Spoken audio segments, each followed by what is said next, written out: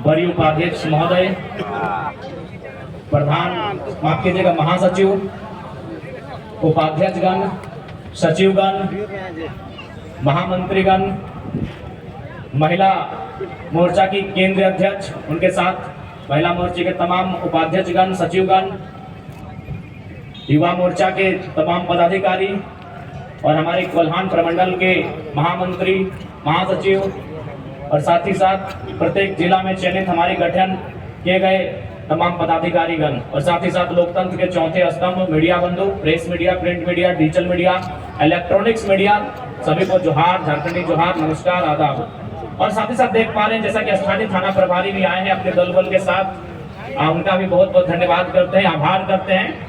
और शायद ऐसा प्रतीत हो रहा है कि आंधियों का आना आरंभ हुआ है और खैर क्या घर की एंट्री हो, अगर आंधी तूफान ना हो तो फिर स्वागत किस काम का। तो सबसे पहले मैं अपनी बातों को आगाज करने से पूर्व जमशेदपुर के पूर्व सांसद अमर शहीद सुनील महतो को नमन करता हूं, वंदन करता हूं। और आज लोकतंत्र के चौथे स्तंभ के माध्यम से मैं वर्तमान राज्य सरकार से आह्वान करूंगा कि केंद्र सरकार से शहीद सुनील महतो की हत्या के लिए एनआईए का गठन हो, एनआईए की टीम उनकी जांच करे, उनकी मृत्यु के कारणों का खुलासा करे और तमाम अपराधियों को कटघरे के भीतर लाके खड़ा करे। ये मैं राज्य सरकार से मांग करता हूं।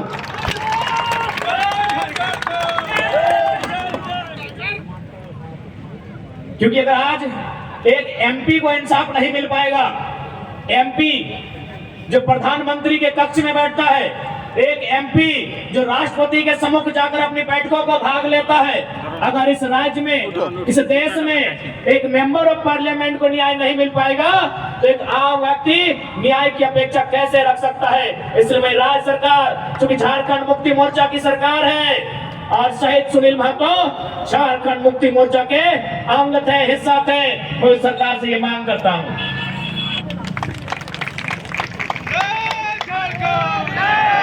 तो आज ये मेरे लिए भी गर्व का विषय है और शायद ये झारखंड के इतिहास का पहला विषय होगा कि हम प्रत्याशी हैं कोयलांचल का और नारा अगर जमशेदपुर में लग रहा है तो ये भी गर्व का विषय है। खैर, जी हाँ, लोकसभा प्रत्याशी हमने गिरिडीह के लिए सोचा है और आप जमशेदपुर की धरती में नारा लगा रहे हैं तो कोशिश कीजिए नारा कम लगाए, नहीं तो जमशेदपुर में भी मन बना सकते हैं। खैर, अभी जमशेदपुर के लिए इरादा नहीं है क्योंकि मेरा सोच है कि हम पहला वोट खुद को दें और मेरा वोटर आईडी गिरिडीह में है, इसलिए बाकी भविष्य में जहां जहां से लोग डिमांड करेंगे और जहां से हम लड़ सकते हैं वहां मैदान जंग में शामिल होंगे, क्योंकि हम एक क्षेत्र का लीडर बनने नहीं आए हैं। आज ये कोल्हान की धरती, आज इस धरती के चारों ओर बड़ी बड़ी इमारतें, न जाने कई हजार फैक्ट्रियां, कंपनियां, एक बड़ा उद्योग का क्षेत्र, लेकिन आज जब स्थानीय लोगों को वहां निम्न पाते हैं तो बड़ा सवाल आता है कि आखिर किसके लिए यह झारखंड राज्य अलग किया गया। 88 सालों का संघर्ष, 88,000 का बलिदान, धरती आबा बिरसा मुंडा की जन्मतिथि 2015 नवंबर को यह राज्य अलग हुआ, बिहार राज्य से कटकर 46% भूभाग लेकर 79,714 वर्ग किलोमीटर और उस समय 18 जिले लेकर यह राज्य अलग हुआ। लेकिन आज आप देख सकते हैं, आपकी नजर जहां तक जाएगी, आप जहां तक अपनी नजर को दौड़ा सकते हैं, आज आपको एक ही चीज तस्वीर सामने आएगी कि आज भी झारखंड के लोगों को छलने का, ठगने का काम किया जा रहा है, उसके खिलाफ हम उलगुलान लेकर आए हैं।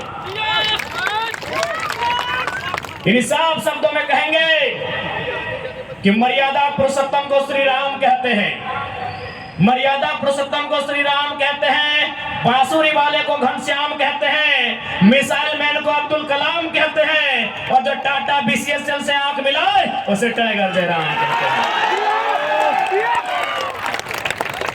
बिल्कुल सवाल होगा, जबकि मुझे बहुत सारे लोगों ने कहा कि आप फ्यूचर के लीडर हैं झारखंड का, आप झारखंड का भविष्य है, आप अच्छा बात बोलते हैं, आप अच्छे हैं भी, लेकिन कोशिश कीजिएगा कि कोल कंपनियों के खिलाफ मत बोलिएगा, टाटा वेदांता बिरला के खिलाफ मत बोलिएगा, ये बड़ी हस्ती है। तो हम भी कह दें कि अगर आप बड़ी हस्ती हैं तो याद रखिएगा उस बस्ती को हमारी हस्ती के कारण आप टिके। जी हाँ, ये बातें हमारे सामने आई कि आप, और बिल्कुल इतिहास गवाह है, चूंकि इसे टाटा नगरी के नाम से जाना जाता है, तो मैं आपको इतिहास के पन्ने से परिचय करवाऊंगा। 1977 का वो साल था, लेकिन वो कोल्हान नहीं, वो कोयलांचल था, वो टाटा सिजवा नामक क्षेत्र था, और वहां के जीएम ने एक कोयलांचल के हीरे को ऑफर किया था कि हम तुम्हें कार देंगे। उस कोयलांचल के हीरे ने कहा था हमें कार नहीं, बदले में रैयतों के लिए रोजगार चाहिए। इस बात में उनके बीच तू में हुआ था, वाद विवाद बढ़ा था, और आज इतिहासकार कहते हैं, आज जो लोग गांवों में वो कहते हैं कि शहीद शक्तिनाथ महतो ने उस समय तत्कालीन टाटा के जीएम के गालों में खींचकर 2 तमाचा लगाया था। मैं उस वंश का औलाद हूं, मैं उस कौम का औलाद हूं। हाँ, ये मानता हूं कि बदले में फिर बाद में शहीद शक्तिनाथ महतो की हत्या उसी टाटा के जीएम के नेतृत्व में हुआ था। आज उसी का पाई पाई हिसाब लेने आया हूं। अरे कब तक डरेंगे भाई? अरे क्यों डरेंगे? मौत से क्यों डरेंगे? मौत तो हमारे नसीब में है। 77 में शक्तिनाथ महतो, 10 साल बाद 87 शहीद निर्मल महतो, 12 साल बाद 99 रतिलाल महतो, फिर 8 साल बाद 2007 शहीद सुनील महतो। तो सुन लीजिए कंपनी के दलालों, 77, 87, 7, अंत में 7 आता है। अब सामने है 2027, आप तैयारी कर लीजिए जरा महतो के लिए, लेकिन इस बार भूल मत कीजिएगा, क्योंकि मैं अपने समर्थकों को साफ साफ कह दूंगा, बिल्कुल, क्योंकि आज विधायक सांसद की औकात नहीं है इन कई लाख करोड़ के कंपनियों के खिलाफ बात करने की, लेकिन एक साधारण सा लड़का इनके खिलाफ बात करता है।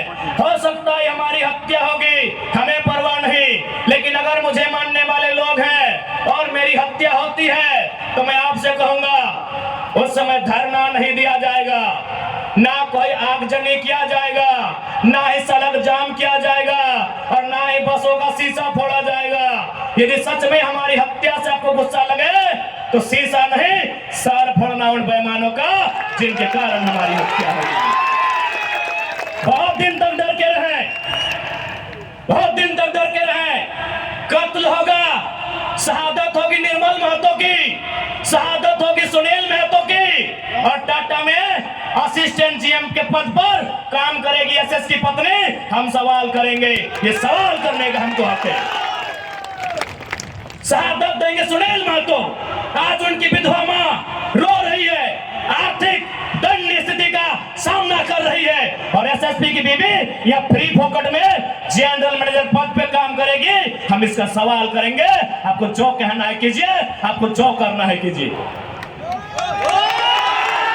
अरे कब तक डरेंगे कोल्हानवासी? कब तक डरेंगे? कब तक इनकी गुलामी सहेंगे? अरे जिनके हमारे बाप दादाओं की जमीनों पर टाटा जमशेदपुर खड़ा है, हमारी बाप दादा की जमीन पे उस्मान चीन खड़ा है, हमारी बाप दादा की जमीन पे टिस्को खड़ा है। इस बात को जहन में याद रखिएगा कोल्हानवासियों।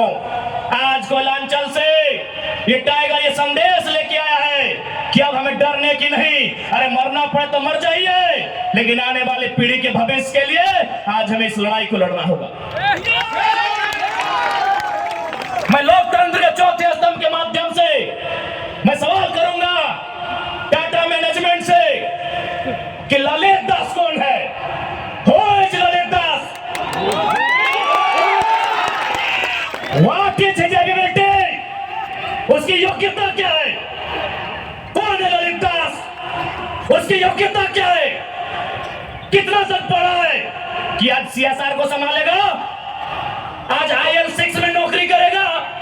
सारा जिसका गांव गजरा एक नहीं 18 गांव टाटा के योजना है, और छत्तीसगढ़ का रघुवर दास जी का बेटा ललित दास यहाँ IL6 में नौकरी करे।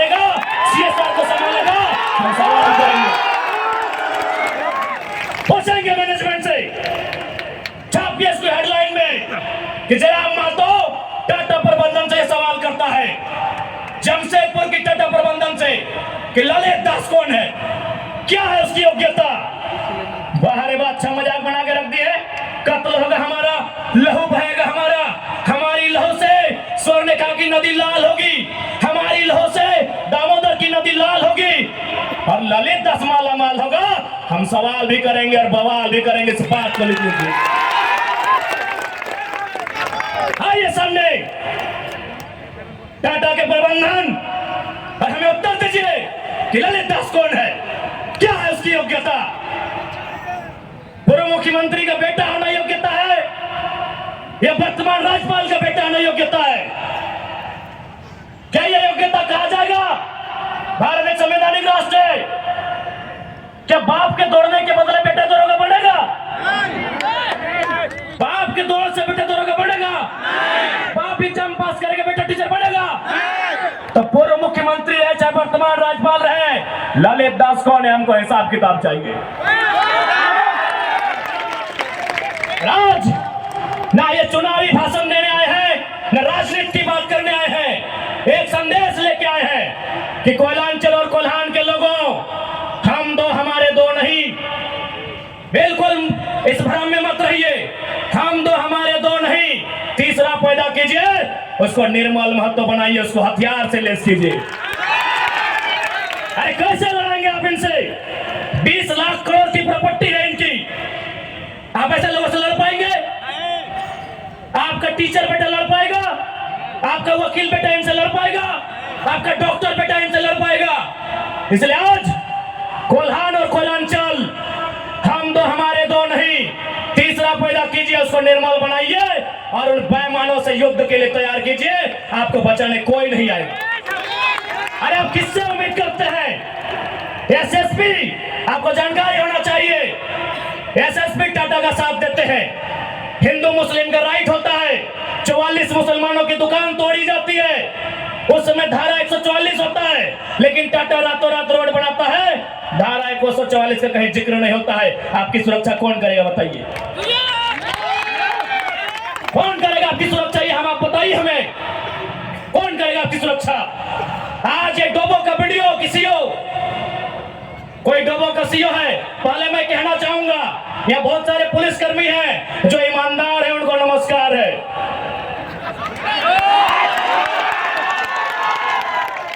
आईएएस रहे चाहे आईपीएस रहे, जो ईमानदार है उनको नमस्कार है। अगर कंपनी में भी ईमानदार लोग हैं तो ईमानदार है उनको नमस्कार है। लेकिन सुनने में आया है कि डोबो का सीओ 20,000 रुपया प्रति एकड़ अपने बाप का जमीन मोटेशन करवाने के नाम पे मांगता है। ऐसे सीओ को जो डोबो का सुनने में आया है, उसको दोमोने में लेकर डुबा दीजिए। इस बात को हम चिन्ह ठोक के कहेंगे। उसका बाप का जमीन है क्या? 20,000 नहीं, 20 पैसा नहीं मिलेगा, 20 पैसा नहीं मिलेगा। वीडियो का बाप का जमीन है, सीओ का बाप का जमीन है क्या? लेकिन आपके बाप का दादा का ये जमीन है, ये 4000 साल से हम ये खेती बाड़ी करते हैं, ये हमारा प्रमाण है। अरे आप तो दुनिया के वैज्ञानिक मान रहे हैं कि सबसे पहला इंसान सिंहभूम से निकला था। आप गर्व कीजिए अपने इतिहास पर, आप गर्व कीजिए अपने इतिहास पर। ये हम नहीं कह रहे हैं, ये दुनिया के रिसर्च की टीम कह रही है कि जब दुनिया जल में था और जल से जो मिट्टी का कण पहले बाहर आया था वो सिंहभूम का इलाका था। ये दुनिया के रिसर्च टीम कह रही है। यानी ये जमीन हमारी है, ये भूमि हमारी है। और आज यहाँ हम बेगाने बन के बैठे हैं, आज यहाँ हम दर बदर की ठोकरें खा रहे हैं। आज हमारे यहाँ कत्ल किया जा रहा है और एकदम साल दर साल किया जा रहा है। 77 में, 87 में, 97 में, 7 में एकदम कंटिन्यूली हमारा कत्ल किया जा रहा है। और आज हम हाथ धर के बैठे हैं। आज हम कहना चाहेंगे, आज बिल्कुल अगर हम होते निर्मल दा के समय, यदि हम होते सुनील दा के समय, कसम से आंख से आंसू नहीं बहाते, कसम से आंख से आंसू नहीं बहाते। उनकी मौत के साथ साथ और 100 लोगों को मरने के लिए तैयार करते हैं और आंख से आंसू नहीं, उनको नदी में बहाते जो उनकी मौत का कारण बने थे। हमने आंख से आंसू बहाया, हमने अनाथों जैसा अनुभव किया कि कि हमारे लीडर चले गए। अब रोने का समय नहीं है, अब बिलखने का समय नहीं है, इंतकाम का समय है। क्योंकि आने वाला 20 साल बाद आने वाली पीढ़ी ना वो निर्मलता को पढ़ने का समय जुटा पाएगी, ना वो बिरसा मुंडा को पढ़ने का समय जुटा पाएगी, ना वो शेख भिखारी को पढ़ने का समय जुटा पाएगी। आने वाली पीढ़ी सवाल भी नहीं कर पाएगी। इसलिए आज आपको अपने हर एक घर से, हर एक परिवार से एक एक औलाद को, चाहे बेटा या बेटी रहे, एक एक औलाद को फौलाद बनाना होगा। ये आज मैं कोल्हान वासियों को कहना चाहूंगा।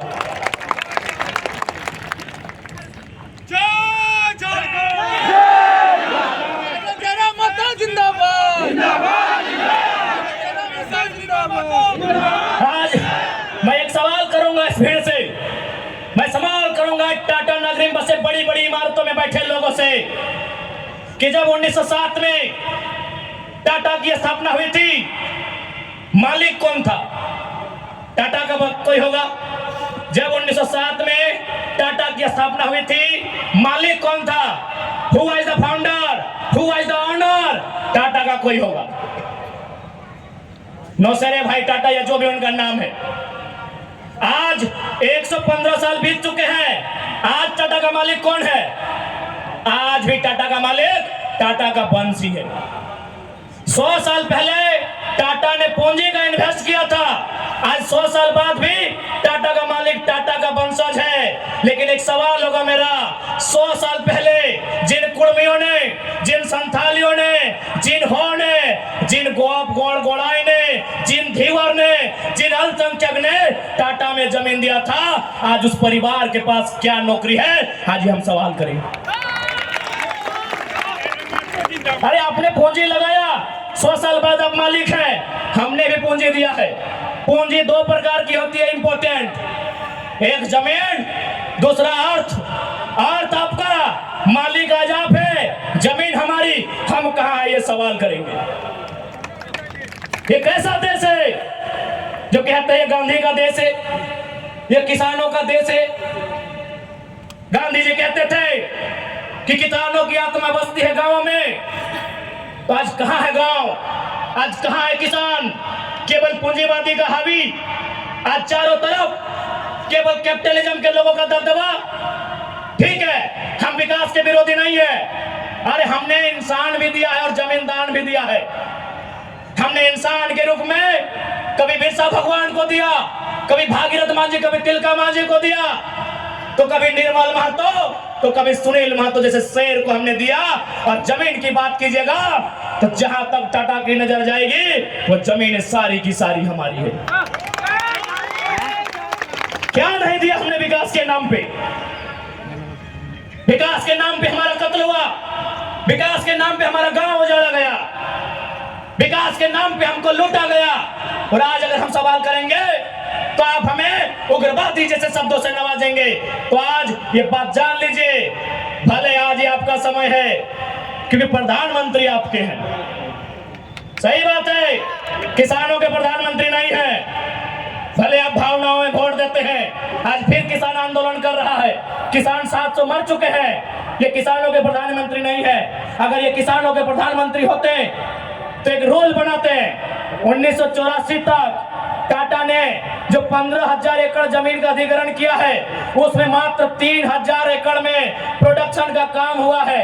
मात्र 3,000 एकड़ में कंपनी का एस्टेब्लिशमेंट किया गया है। यदि ये देश और ये वर्तमान के प्रधानमंत्री अगर किसानों के होते तो एक फरमान जारी करते कि बाकी जो आपके पास 12,000 एकड़ बचा है उसे पोल्ट्री फार्म खोलना है क्या?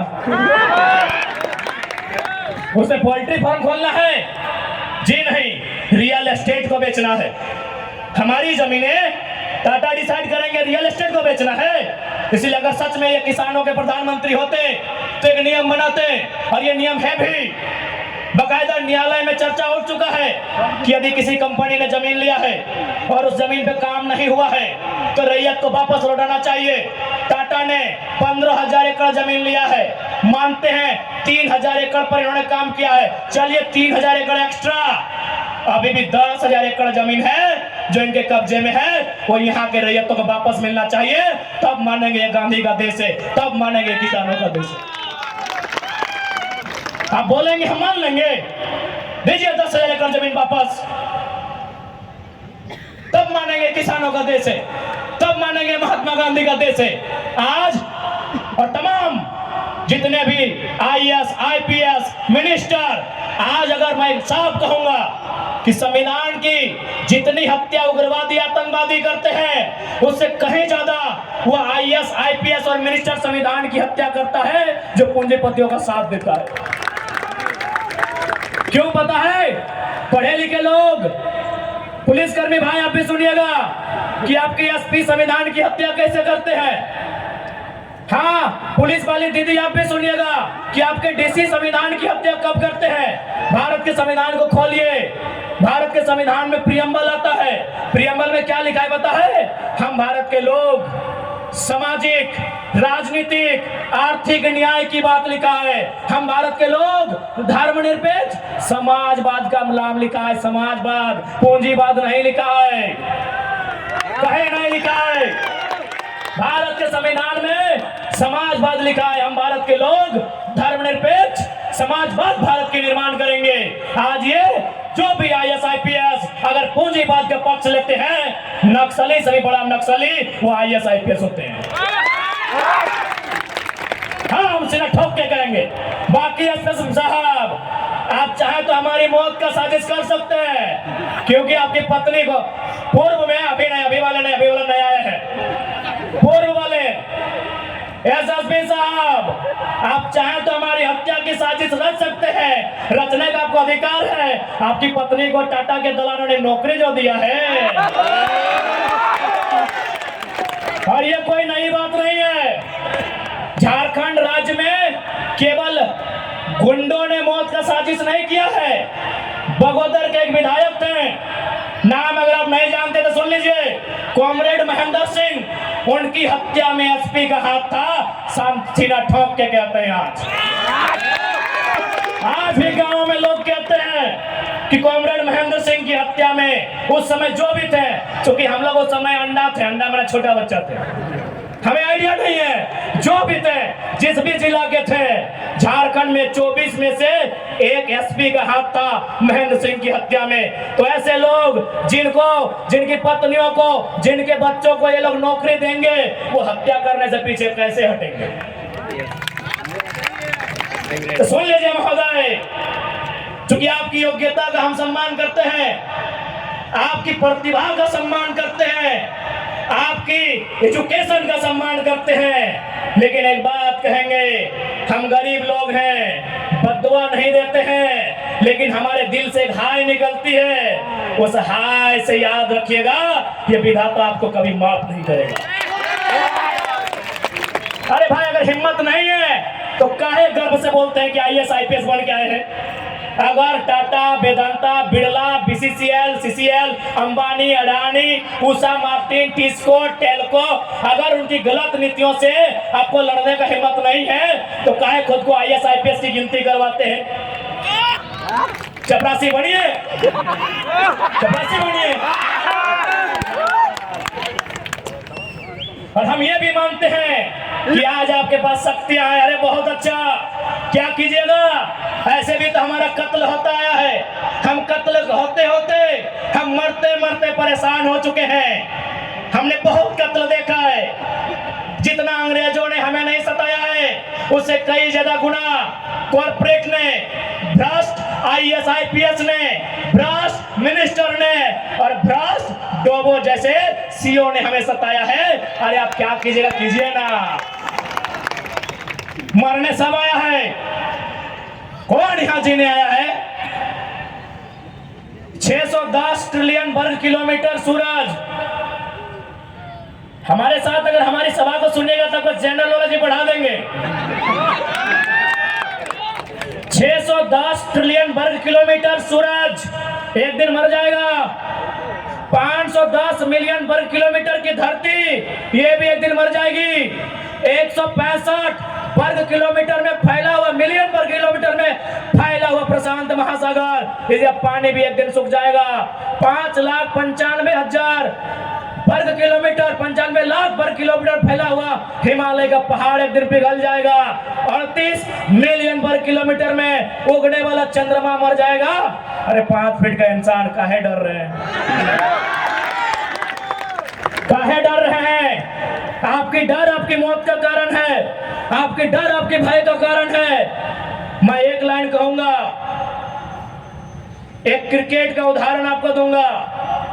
साउथ अफ्रीका में एक खिलाड़ी थे, उनका नाम था ग्रीम स्मिथ। उन्होंने घर की दीवारों पर 3 लाइन लिखा था कि मुझे बड़ा होके साउथ अफ्रीका की टीम से क्रिकेट खेलना है। दूसरा लाइन लिखा था मुझे साउथ अफ्रीका की क्रिकेट टीम का कप्तान बनना है। और तीसरा लाइन लिखा था मुझे ऑस्ट्रेलिया को घर में घुसकर टेस्ट मैच हराना है। जबकि क्रिकेटर का ड्रीम होता है वर्ल्ड कप जीतना, लेकिन ग्रीम स्मिथ का ड्रीम वर्ल्ड कप नहीं था, ऑस्ट्रेलिया को टेस्ट में हराना था। क्योंकि उन्होंने घर की दीवार पे लिखा था, रोज उनको पढ़ते थे और उन्होंने वो तीनों ड्रीम पूरा किया था। आप भी जाओ, घर की दीवारों पर लिख दो, सुनील महतो की शहादत को लिखो, निर्मल दा की शहादत को लिखो, हमारे साथ हुए जुल्म को लिखो, जिस एसपी के टाइम में जुल्म हुआ उसका नाम लिखो, जिस जीएम के टाइम में जुल्म हुआ उसका नाम लिखो। और अपनी पीढ़ी से बोलना आज ना सही, आज वक्त उनका है, जिस दिन वक्त हमारा होगा हम भी उनकी आने वाली पीढ़ी से बदला लेंगे। जाओ अपने घर की दीवारों पर लिखो, जाओ शोषित लोग, वंचित लोग अपने घर की दीवारों पर लिखो। हाँ, आज समय इनका है, आज ये बड़ी बड़ी इमारतें इनका समय है। लेकिन याद रखिएगा, सिकंदर भी 33 साल की उम्र में झाल बजाकर लौट गया था। बड़े बड़े 30 मारखास जहां से लौट गए। इसलिए मैं तमाम लोह नगरी में जितने पदाधिकारी हैं, जितने मिनिस्टर हैं, मैं एक संदेश देना चाहूंगा, पाप का भागी मत बनिए। पाप किसी के बाप का नहीं होता है। कंपनियों की दलाली मत कीजिए, रैयत के साथ इंसाफ कीजिए। ये मैं तमाम प्रशासनिक लोगों से निवेदन करना चाहूंगा।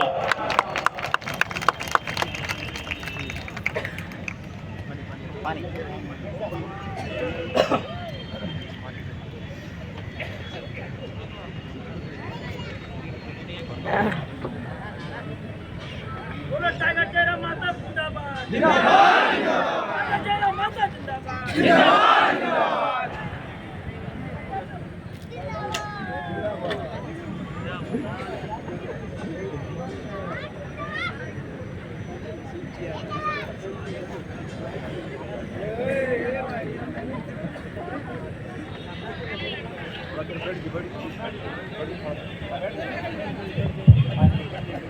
थोड़ा सा